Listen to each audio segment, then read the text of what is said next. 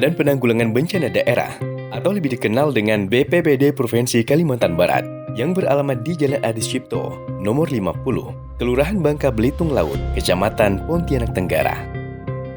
Dengan visi terwujudnya kesejahteraan masyarakat melalui percepatan pembangunan infrastruktur dan perbaikan tata kelola pemerintahan.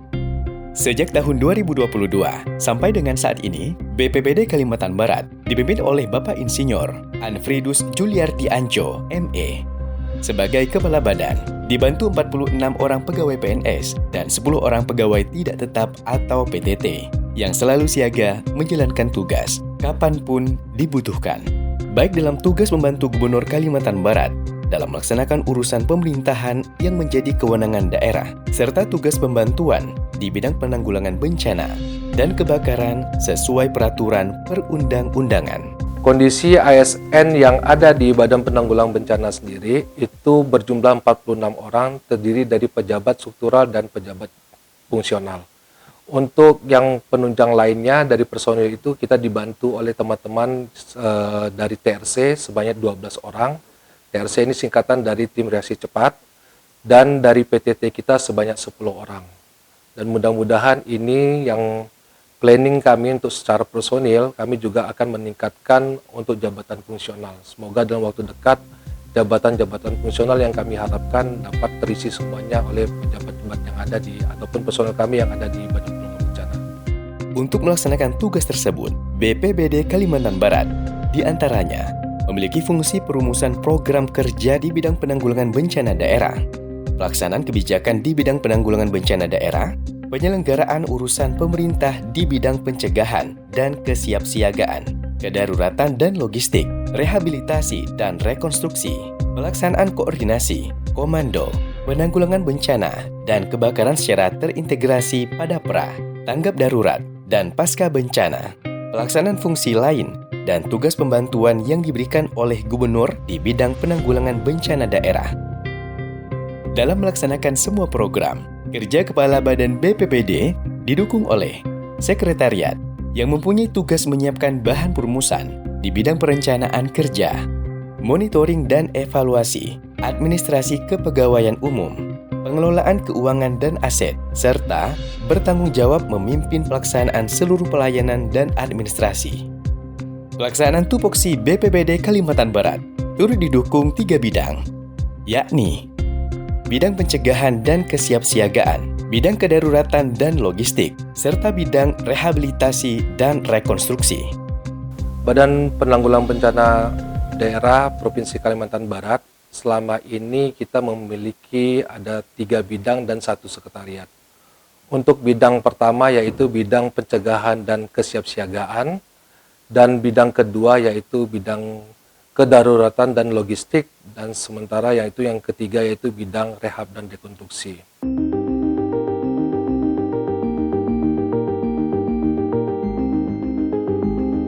Bidang pencegahan dan kesiapsiagaan mempunyai tugas menyiapkan bahan dan merumuskan kebijakan teknis di bidang pencegahan dan kesiapsiagaan bencana, serta bertanggung jawab memimpin seluruh kegiatan pelayanan dan administrasi. Bidang pencegahan dan kesiapsiagaan, bidang ini juga memiliki 3 tugas utama, yakni pengelolaan risiko bencana, yaitu 1 di antara upaya untuk mengurangi risiko bencana, yaitu dengan melakukan pengelolaan risiko bencana melalui patroli pencegahan bencana. Kegiatan tersebut merupakan usaha dalam penguatan pencegahan guna menghindari dan membatasi dampak negatif dari bencana yang akan terjadi. Selanjutnya, penguatan kapasitas kawasan untuk pencegahan dan kesiapsiagaan. 1 di antara programnya adalah pengembangan desa atau kelurahan tangguh terhadap bencana dengan upaya pengurangan risiko bencana berbasis komunitas atau PRBBK. Dalam pengurangan risiko bencana berbasis komunitas atau PRBBK, proses pengelolaan risiko bencana melibatkan secara aktif masyarakat dalam mengkaji, menganalisis, menangani, memantau, dan mengevaluasi risiko bencana untuk mengurangi kerentanan dan meningkatkan kemampuannya, serta memberikan bantuan peralatan kepada masyarakat. Meningkatkan kapasitas kawasan desa dalam kesiapan menghadapi bencana agar kawasan desa mampu mengurangi risiko bencana secara mandiri. Berikutnya adalah pembinaan penyelenggaraan pencegahan, penanggulangan, penyelamatan, dan penyelamatan non-kebakaran. Satu di antara subkegiatannya adalah pembinaan penyelenggaraan pencegahan, penanggulangan, penyelamatan, dan penyelamatan non-kebakaran yang merupakan bagian dari program pencegahan, penanggulangan, penyelamatan kebakaran, dan penyelamatan non-kebakaran. PK ini khusus menangani di pra-bencananya. Jadi apa yang kami lakukan di bidang PK ini yaitu lebih fokus kepada pencegahan. Banyak yang kami lakukan, salah satu mitigasinya, memperkuat mitigasi dan usaha pencegahan supaya kedepannya diharapkan bencana ini dapat dikurangi. Kalau memang betul-betul kita mau menghilangkan bencana itu tidak mungkin, karena ini adalah alam itu sendiri yang mengaturnya. Jadi kita tidak bisa untuk menghilangkan bencana, tapi mengurangi dampak pencegahan dengan memaksimal kemampuan yang ada.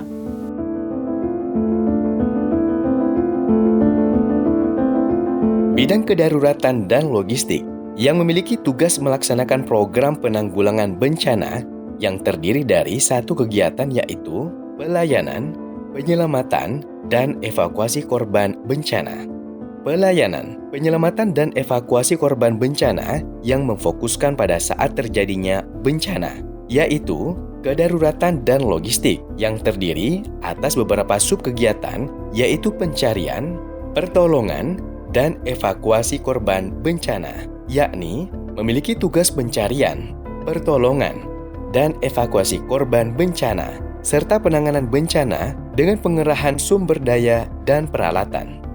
Berikutnya penyediaan logistik, penyelamatan dan evakuasi korban bencana, yang bertugas menyediakan kebutuhan dasar masyarakat yang terkena bencana, menyiapkan perencanaan kebutuhan logistik dalam penanggulangan bencana, mendistribusikan bantuan logistik dalam penanggulangan bencana dilakukan secara efektif, efisien, tepat sasaran, dan akuntabel.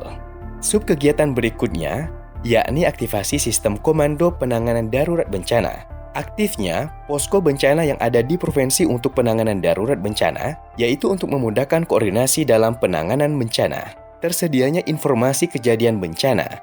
Penanganan bencana dapat dilakukan secara cepat, tepat, efektif, efisien, dan terpadu oleh semua pihak terkait.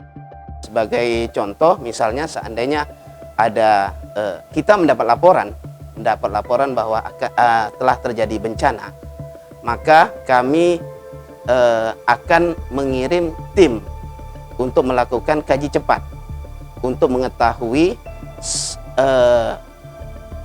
bencana apa yang korbannya berapa, kerugian dan kerusakannya apa, sehingga bisa kita cepat untuk mengambil tindakan dalam rangka mengirim SDM, peralatan, serta logistik.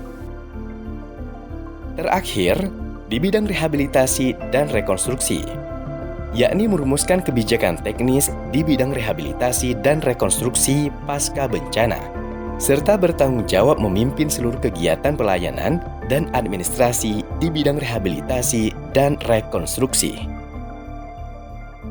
Rehabilitasi adalah bertujuan untuk memulihkan fungsi layanan publik dan kehidupan masyarakat sehingga kembali dalam keadaan sebelum terjadi bencana. Nah, itu rekonstruksi adalah pembangunan kembali sarana prasarana. Dan karena BPBD itu adalah fungsi untuk melaksanakan pengamanan dan melayani masyarakat apabila terjadi kebencanaan, maka tujuan kami adalah menyelamatkan masyarakat sampai pascanya.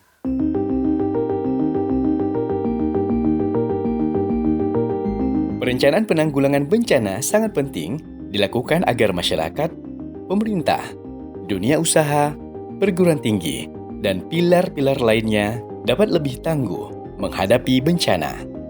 Prosesnya dimulai dari pengumpulan data historis hingga 20 tahun ke belakang yang kemudian dianalisis dan ditabulasikan menjadi dokumen perencanaan. Dokumen ini mencakup kajian risiko bencana, rencana penanggulangan, hingga dokumen teknis lainnya yang menjadi acuan dalam pengambilan langkah di lapangan. Dengan adanya dokumen perencanaan tersebut, penanganan bencana dapat dilakukan lebih terstruktur, efisien, dan tidak berjalan sendiri-sendiri. Data yang terkumpul akan menjadi dasar bagi kepala daerah, pemerintah pusat, maupun lembaga terkait untuk menyusun kebijakan dan program strategis. Nah, perencanaan penanggulangan bencana ini sangat-sangat penting kita lakukan untuk membuat suatu masukan, saran, kebijakan yang akan diambil oleh baik itu kepala daerah, kemudian pimpinan perusahaan, pimpinan lembaga tinggi, bahkan pemerintah pusat yang nantinya akan menggunakan nih data-data perencanaan kita dalam rangka melakukan penanggulangan bencana. Jadi diharapkan dengan adanya data-data perencanaan ini kita dapat lebih terstruktur dalam rangka kita melakukan penanggulangan bencana.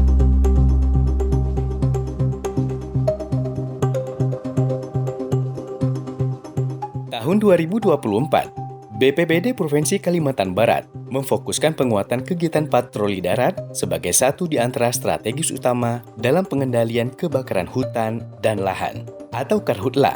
Berbeda dari pendekatan sebelumnya yang menunggu munculnya titik api, patroli darat kini dilakukan secara aktif ke wilayah-wilayah yang sudah dipetakan sebagai daerah rawan Karhutla. Melalui patroli darat, tim melakukan pengawasan dan monitoring langsung. Ketika ditemukan daerah dengan potensi kebakaran, langsung dilakukan operasi pembasahan untuk mencegah api muncul sejak dini. Penerapan 3 strategis utama dalam pengendalian Karhutla: pembasahan, pemblokiran, dan pemadaman. Ketiganya dilakukan berdasarkan hasil analisis potensi kebakaran dari data cuaca, titik panas dari BMKG, serta pemetaan rawan Karhutla.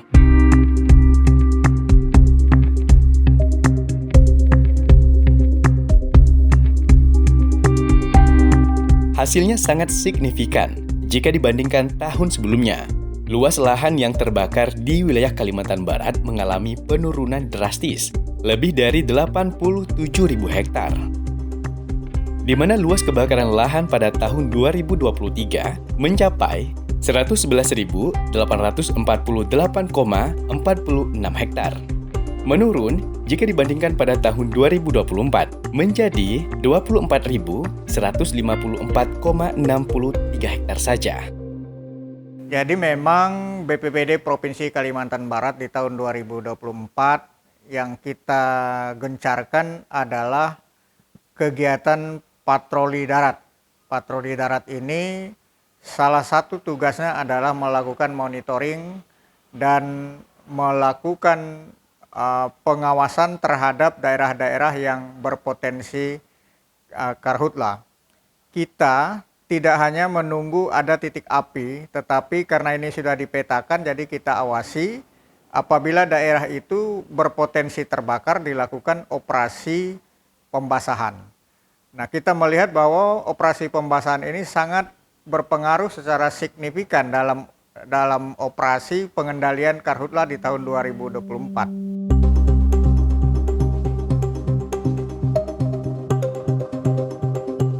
Dampak positifnya dapat dirasakan oleh masyarakat secara langsung, seperti Bandara Internasional Supadio tetap beroperasi normal tanpa ada gangguan penerbangan akibat asap. Aktivitas pendidikan berjalan seperti biasa tanpa ada sekolah yang diliburkan. Pelabuhan tetap aktif dan jumlah pasien ISPA yang dirawat di rumah sakit juga menurun, menandakan kualitas udara lebih sehat bagi warga Kalimantan Barat. Ini adalah salah satu pengaruh yang sangat signifikan dengan kemampuan kita mengendalikan Karhutla di Kalimantan Barat. Nah, tentu prestasi ini akan kita tingkatkan, kita pertahankan, dan kita mencari strategi-strategi agar bagaimana di tahun 2025 ini kondisi Kalimantan Barat tetap biru dan asap ini tidak mengganggu aktivitas perekonomian, aktivitas pendidikan, maupun kesehatan di wilayah Kalimantan Barat. Di tahun 2025, BPBD Kalimantan Barat berkomitmen menjaga wilayah tetap bebas asap, terutama di Kota Pontianak dan Kabupaten Kuburaya, hingga Kabupaten Perbatasan Republik Indonesia Malaysia yang rentan karhutlah, seperti Kabupaten Sambas dan Sanggau, untuk bersama-sama menjaga wilayahnya dari potensi karhutlah. Ucapan syukur ini kami sampaikan kepada Tuhan Yang Maha Kasih, karena penanggulangan bencana di Kalbar pada tahun 2024 ini dapat teratasi. Karena ini semua arahan dan bimbingan dari Bapak Gubernur Kalimantan Barat, bagaimana caranya untuk mengatasi bencana di Kalbar. Beliau sangat apresiasi sekali. Keberhasilan penanggulangan bencana pada tahun 2024 ini tidak lepas dari pelibatan semua pihak. Dalam hal ini, Kodam 12 Tanjung Pura, Lanut Spadio, Lantamal 12 Pontianak, Polda Kalbar, BPPD Kabupaten Kota, serta seluruh masyarakat yang terlibat dalam penanggulangan bencana ini. Ini semua adalah dukungan yang sangat luar biasa. Saya berharap di tahun 2025 ke depannya, kerjasama ini makin ditingkatkan. Kita makin sinergisitas dalam menangani bencana yang terjadi di Kalimantan Barat. BPBD tidak bisa bekerja sendiri, butuh sinergi. Dari dusun, desa, kecamatan, kabupaten, semua elemen harus bergerak bersama. Mari kita jaga Kalimantan Barat untuk hari ini dan generasi yang akan datang.